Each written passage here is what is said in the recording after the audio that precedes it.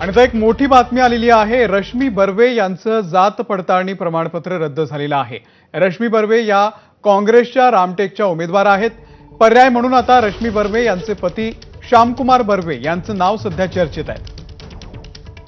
तुषार कोवळे या संदर्भातले अपडेट देतील। तुषार, अमोल, रश्मी बर्वे यांनी 2020 मध्ये जात वैधता प्रमाणपत्र बनवलेलं होतं आणि ते जात वैधता प्रमाणपत्र तयार करताना त्यांनी वडिलांचे जे शैक्षणिक कागदपत्र जोडलेले होते ते कुठेतरी खोटे कागदपत्र जोडले असा त्यांच्या जात वैधता प्रमाणपत्राला घेऊन आक्षेप नोंदवण्यात आलेला होता। आणि त्या संदर्भात मग सुरुवातीला राज्य सरकारने 22 मार्चला जो आदेश काढला त्या आदेशानुसार या संपूर्ण जात वैधता प्रमाणपत्राची चौकशी करून कारवाईचे आदेश देण्यात आलेले होते।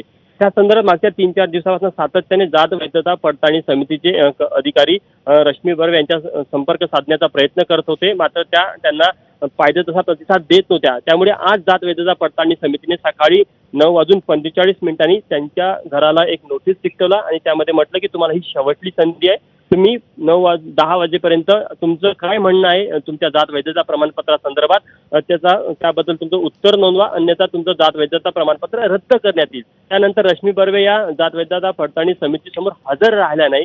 त्यामुळे मग जात वैधता पडताळणी समितीने निर्णय घेतला की हे जात वैधता प्रमाणपत्र अवैध आहे। आता हे जात पडताळणी समितीने हे प्रमाणपत्र अवैध ठरवल्यामुळे आता हेच प्रमाणपत्र घेऊन हाच आदेश घेऊन जे विरोधक आहेत ज्यांनी रश्मी बर्वे यांच्या उमेदवारी अर्जाला घेऊन आक्षेप घेतला, जात वैधता प्रमाणपत्राला घेऊन आक्षेप घेतला, त्या आधारावर आता रश्मी बर्वे यांचा